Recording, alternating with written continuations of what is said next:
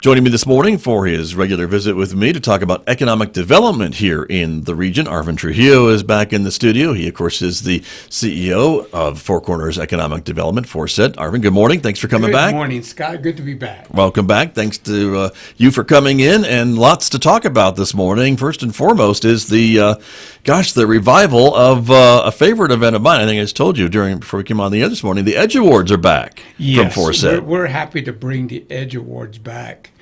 Margaret McDaniels, when she was running San Juan Economic Development Services, initiated these awards. And it was a way to begin to showcase local businesses here in the region and begin to also provide information on what these businesses are doing, how these businesses are working towards success. And again, EDGE means economic development, growth, and excellence. And so these EDGE Awards is a way to begin to showcase our local businesses, and we're really happy about bringing these back. Very good. That's going to take place next week, right? That's right. That's going to be on the 16th of June. Okay. And so folks can still buy a ticket and They can still buy tickets, up? And we'll be getting information out. It's on our website, as well as we have it on our newsletter. And we've sent information out to those that are members of the organization. So again, we're really looking forward to having these awards, and we've identified and been interviewing some very good candidates. Excellent. For these awards. Very good. Well, and they all have something to do with economic development, as you were mentioning, right? I mean, and to me, as I recall from the previous EDGE Awards, I was always amazed by some of these companies that I hadn't known about before they were awarded with an EDGE Award, and all the work that they do kind of under the radar, maybe behind the scenes, but they're just working away and doing these really innovative things with their employees that maybe the rest of the public didn't know about.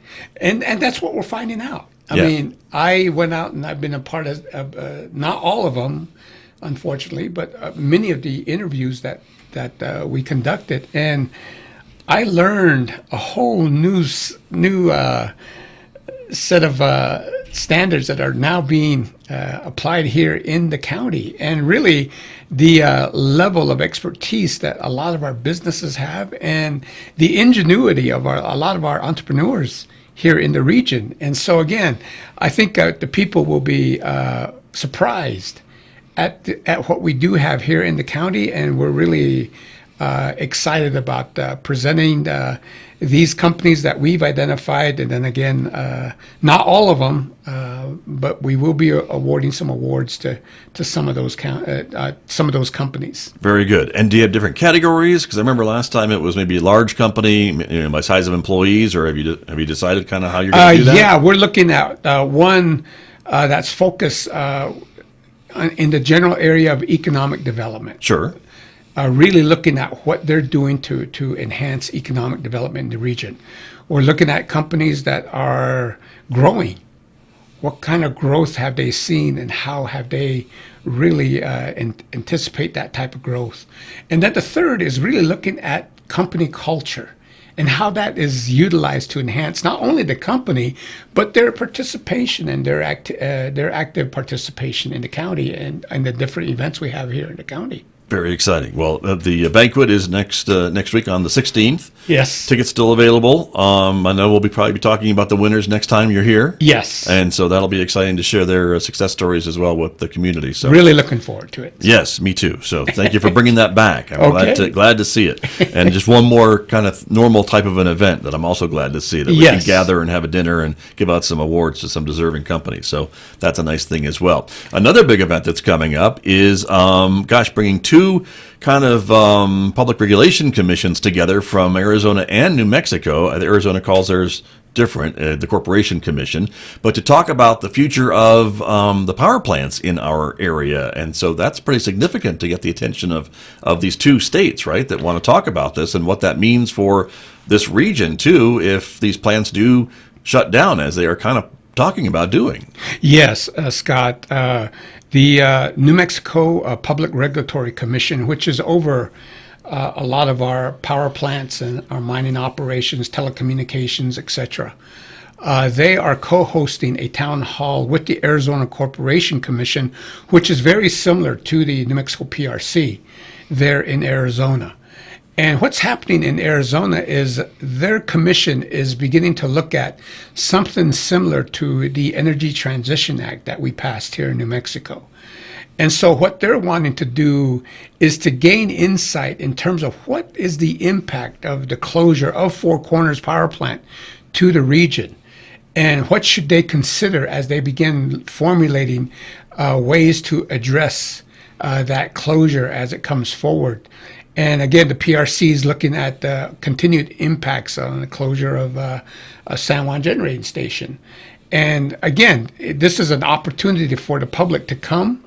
There's going to be 2 listening sessions. One will be in Shiprock on the 16th, and the other one will be here in Farmington at the here on campus, San Juan College, on the 17th, and I believe that begins around 9 o'clock. Okay. This is next week again, Next right? week again. Busy week. It is. A lot of things going on next week. It is. Okay. And so now, the elephant in the room is that the Four Corners Power Plant is located in New Mexico. So why would the Arizona Corporation Commission care about what's going on in New Mexico? But it impacts Arizona. All the power goes to Arizona, right? And it involves the Navajo Nation, which certainly has a major presence in Arizona. Is that why they're involved in looking at the regional impacts of these things? Yes. And basically what happened there, Scott, was when the Four Corners Power Plant opened in 1963, a decision was made that since it was on the Navajo reservation and the nation was within the state of Arizona too, that the main managing company was out of Arizona, that the Arizona Corporation Commission would go ahead and take over the oversight I see. of Four Corners Power Plant instead of New Mexico. I got you. And so that was laid out early on when the plant was constructed and started operation, and that's held true through its existence since '63. Gotcha. And that makes sense. So they're the ones that are over the oversight. Gotcha. I just had to ask the obvious question about No. why they were looking here, but that certainly makes a lot of sense. And true, the state of Arizona's had a lot of transitions as well when it comes to power plants and things like that. We think about Page, Arizona, and the demolition of the Navajo generating station. The Kayenta mine was impacted by that, and there's probably others that we're not talking about that I'm not familiar with, but they're in a transition phase too when it comes to energy policy in their state, just like New Mexico is, right? They very much are. As you indicated, the Navajo generating station closed, and so they're looking at that. They're looking at Four Corners, which right now is scheduled to, well, I should say APS is scheduled to exit that project in 2031. Right. And so, again, they own 63% of that operation. So unless the nation can find someone to take over, or a partnership or coalition to take over that percentage, we could very much see Four Corners shutting down. And in 2025 right now, APS is also looking at closing down the Cholla Power Plant out by Winslow, Arizona. That's the other one I was forgetting. I knew there was another one that was being talked about. So, so that would be a big impact to this northeast corner of Arizona that we're talking about. It will be. And so, again, the Arizona Corporation Commission is beginning to look at these situations and looking at how it's going to impact the various communities in the area. And they want to gather more information as to what those impacts are and what should they consider as they look at policy development with the closures of these power plants and possibly their associated mines, should they be existing in Arizona also. Right. And as in New Mexico we saw with the Energy Transition Act, there was a lot of money set aside for education and retraining and other opportunities for these displaced workers. Is that kind of what they're investigating too from the Arizona standpoint? They're looking at that. As you are well aware, here in New Mexico, they were looking at the severance packages for the different employees at the operations there in San Juan, and at both San Juan Generating and San Juan Mine. They were looking at economic development opportunities here in the region. They were also looking at how they could support chapters in the region.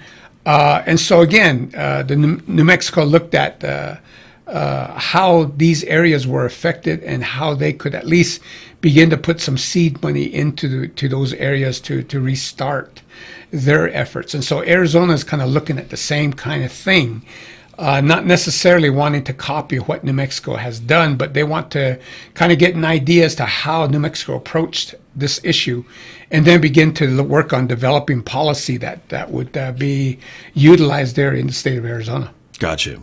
My guest this morning, Arvin Trujillo, is here. He is the head, of course, of Four Corners Economic Development. We were talking about a number of events that are happening, many of them next week, but there's a couple other things that are coming up, too, that we're going to talk about that are coming up later in the month or later on this summer. One of the other things is a big conversation about what's going on in Ukraine and Russia and how that impacts the Four Corners, and folks may be going, well, that's the other side of the world. How is that possible? But Dr. Daniel Fine, a noted expert, I believe, in energy policy, is going to be here on a panel to talk a little bit about the conflict in Ukraine and what that might mean for, I guess, energy policy and energy commodities here in the San Juan Basin and then some? Yes, we're privileged to have Dr. Fine come, and again, he's a former professor at MIT. He's had a lot of experience in previous administrations there with the Department of Energy, as well as with the White House, looking at energy development and strategic development. And he's not shy. He's not shy about sharing his opinion about energy, for sure. That's true. And what Dr. Fine is looking at right now is the pending escalation of the Ukrainian-Russian war right now. Right now, it's a very regional thing, but you've got NATO involved in terms of supplying equipment to that to the Ukrainian army. But he's looking at what's happening now, and is there items or situations coming that could escalate this beyond just that regional area. And the other area that he's looking at right now too is Taiwan and China. Sure. And so there's things that are beginning to escalate there. So we could have things happening both in the European side and in the Pacific Ocean side that could really begin to change what's happening in terms of energy development here within the world, and how that could affect the U.S. Right. And I guess the idea being that we've already heard a lot of European countries saying we're not going to buy oil from Russia anymore, and they're going to try not to buy natural gas. So that's a little harder for the Europeans because that's really where they get a lot of their natural gas from. But the idea being, if they're not going to buy it from Russia, could they buy it somewhere else? And that somewhere else might be the United States. That's correct. And how do we export, I guess, those quantities of natural gas? Because natural gas is kind of a funky thing to have to export, whether it's liquefied or what have you. There's no pipelines going under the ocean, and so you've got other types of transport facilities by ship, I suppose, right? Well, there's ship. There's different ways Rail. that they have transported liquid natural gas. Mm-hmm. And so again, what we're looking at right now is to begin a discussion and kind of get an idea as to what may be happening on a global basis, and how those things, those decisions that are being made, and those circumstances could affect the U.S. and eventually the Four Corners region, because we do have large reserves of natural gas. We do have oil in the area, and is there an opportunity there? And I hate to utilize the word opportunity, but is there a situation here whereby, should the Europeans need these energy resources, could we now begin to supply that from the U.S. rather from Russia? And if we do, how would that begin to develop? And so we want to begin to look at these areas and begin to start the discussions and start thinking about it and seeing what do we need to do here in the region to prepare ourselves.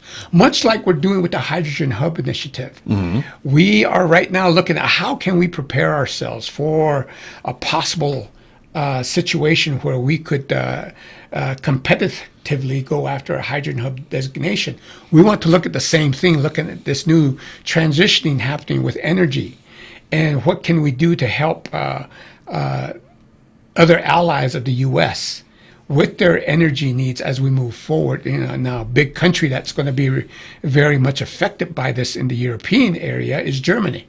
Right. They get a lot of their energy from Russia, or have done that in the past. And so again, are there situations there where they may begin to look at the U.S. as that possible source?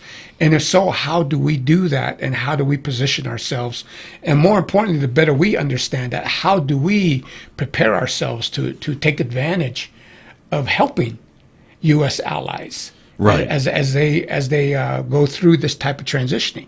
And certainly indirectly, it would help producers if there's more new markets for their product, whether it's oil or natural gas or widgets or whatever, right? Exactly. And again, that's where such ideas like the rail, being able to get rail in here to be able to ship things out. Mexico's right down the road. We can begin shipping liquid natural gas because they have those facilities in port areas in Mexico, as well as along the California border. So again, those open up opportunities that we could utilize and help support the overall efforts of our allies in other parts of the world. And this sounds like really big picture thinking, really and long-term thinking too, right? We're not talking about the next 30 days or so. This could be a permanent shift in where these countries get their energy from down the road. Yes. 10 years from now, 15 years from now. I mean, this is the cost of what Russia has decided to do in Ukraine. Exactly. Think of it like this. There were people who did some long-term thinking back in the 1950s. And in that long-term thinking, they looked at a couple things. One was looking at energy, and the other one was looking at agriculture. As a result of that long-term thinking, we came up with the Four Corners Power Plant, which opened in 1963. The Four Corners Power Plant then was the catalyst to open up other coal-fired power plants here in the southwestern portions of the U.S. Four Corners was the first. Then you had San Juan, Cholla, Navajo Generating Station, Coronado, Springerville, Escalante. You had all of this, and this huge industry built out of that. We started with looking at agriculture, and the Navajos were looking at, we'll develop 120-acre farms on the bluff that Navajo families could take over. Well, they changed that, and they changed that into a commercial farm. Now we have NAPI. Right. And NAPI is growing, and you're seeing that. We're in that same situation, I feel, right now. There's some things that are happening around the world that we need to take a look at, and we need to begin to prepare ourselves, because we're looking at, how do we diversify our economy? How do we look at new markets? How do we look at preparing ourselves for this type of these type of circumstances coming down the road, so that we may be able to be a part of that effort, and also be a part of how we can strategically help others around the world, and help ourselves with our own growth and our development here. Sure, as things change here, for sure. You need to think about that. And the other part I was going to add to your point about the farm and about NAPI was the Navajo Reservoir was a part of that conversation too, was it not? Yes, to provide water exactly for this gigantic agricultural plan on the bluffs that we could get water from that reservoir that was then built. And so we think about all the benefits that have come from that investment in the infrastructure and in the area, and we use it for recreation, and it's a water supply, and it also does all these other things and provides this great agricultural farm south of town. And so again, there are a lot of different things that have come from that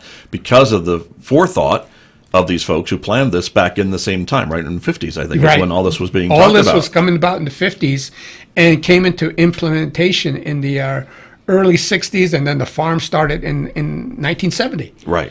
And from there, everything grew to where we are today. Sure. So again, looking at this particular situation, how do we begin to start thinking about this, and how do we begin to look at possibly preparing for this, so that should that call come out, needing natural gas or needing oil or other different types of commodities, how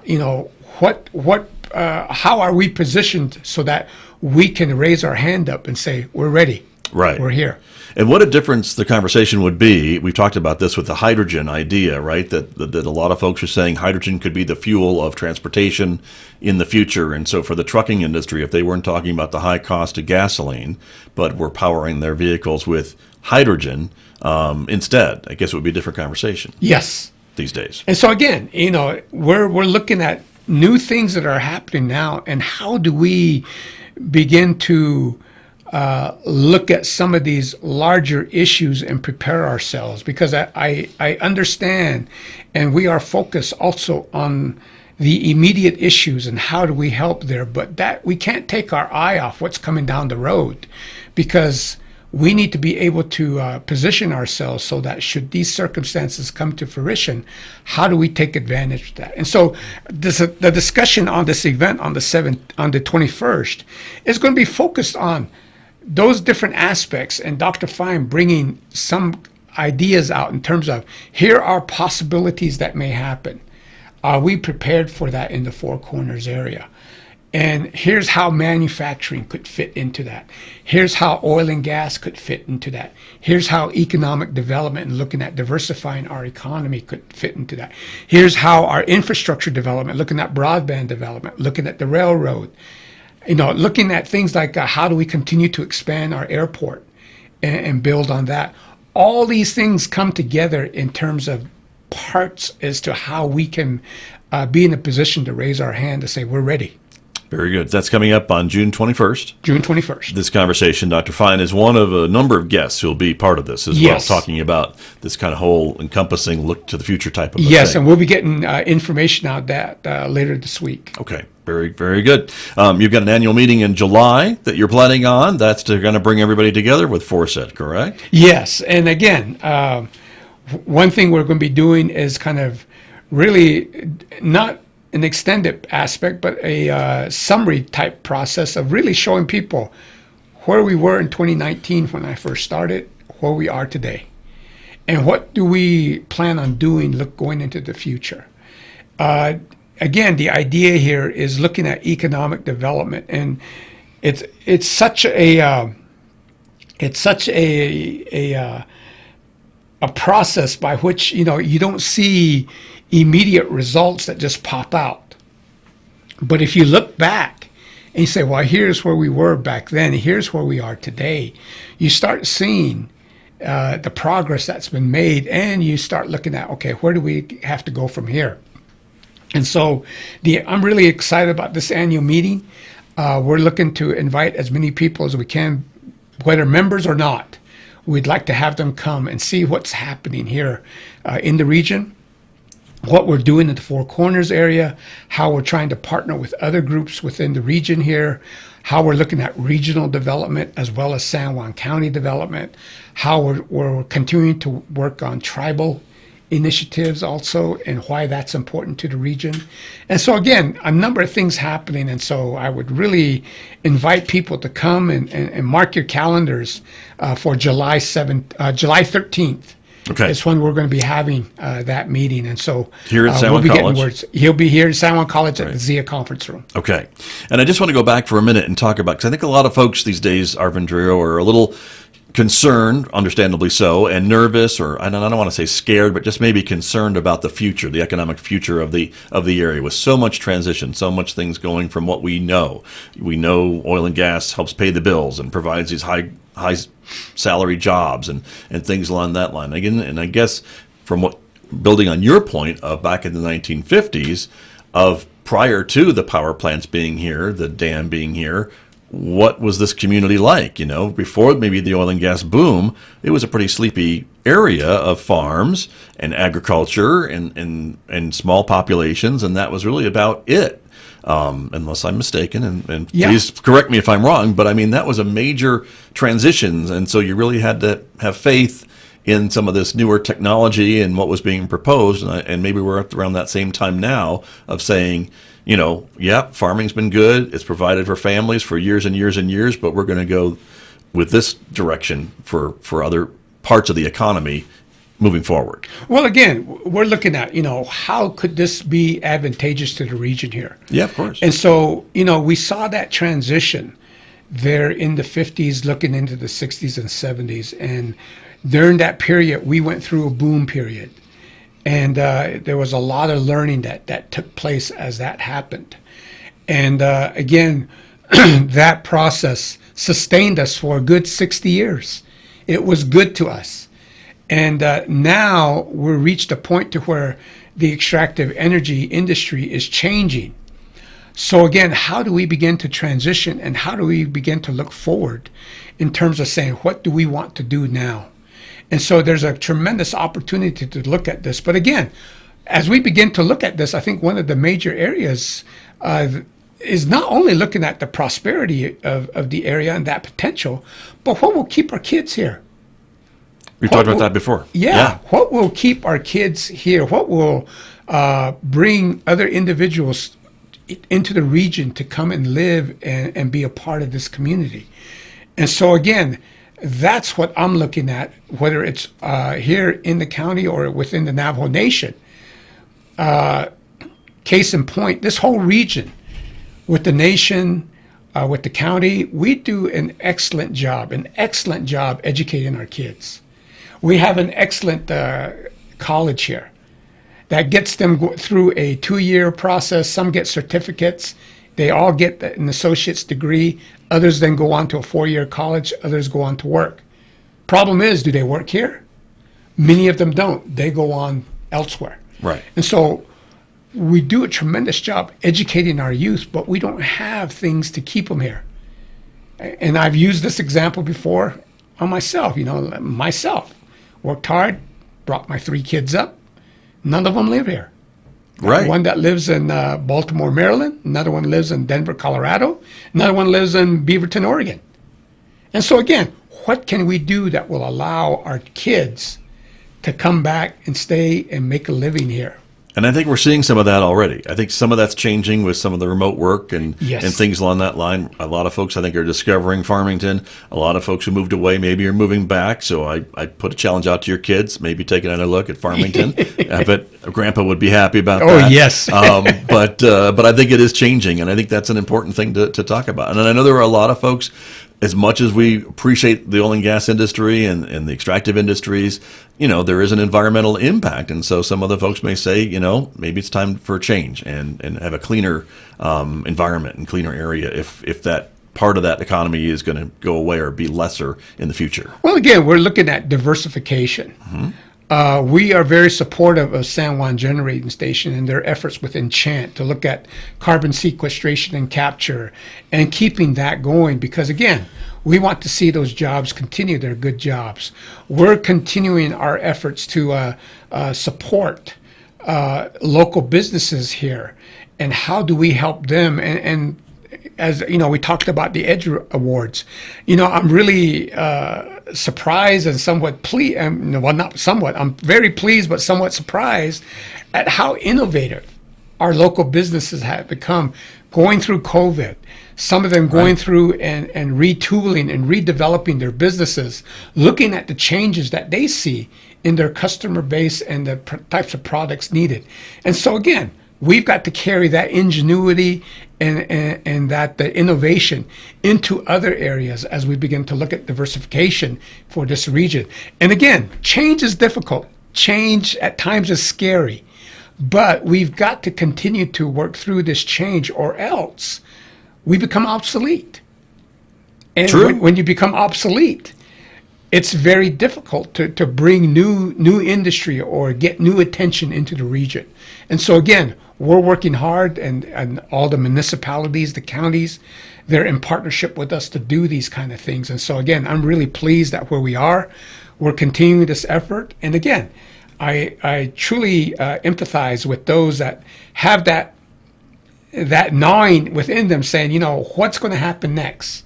I think we're all asking that question. Sure. But we want to put it on a positive note to say, let's kind of put this a pathway together so that we're ready to move in terms of what opportunities come available to us. Very true. And to be doing it in a thoughtful and planned way, I think, is really important as well. And to grow from our strengths is another important thing that I know you've been working on as well. We're out of time, though, Arvin Trujillo. So next time you come in, I want to ask you about these other communities that you're talking to that have maybe done some of this transition that you're talking about. And so we'll talk about that when we get together again. All right, Scott. Again, pleasure being here. We got these 4 events coming up, and really ask folks, we'll have information out on them. But if you can attend, we really would like to have you come. There you go. Exactly. I'll recap them real quick. The Edge Award banquet, of course, coming up next week on the 16th here at San Juan College. The open meeting with the Arizona Corporation Commission and the New Mexico PRC here at the Henderson Performance Center on the 17th of June. And then Dr. Daniel Fine talking about energy and what's going on with Russia and Ukraine and more on June 21st. And your annual meeting for Four Corners Economic Development happening here again at San Juan College on July the 13th. That's correct. Boy, you're a busy guy. Thank you very much, Arvin. Good to see you. Thank you. You're welcome. That's Arvin Trujillo from Four Corners Economic Development, my guest here on KSJE.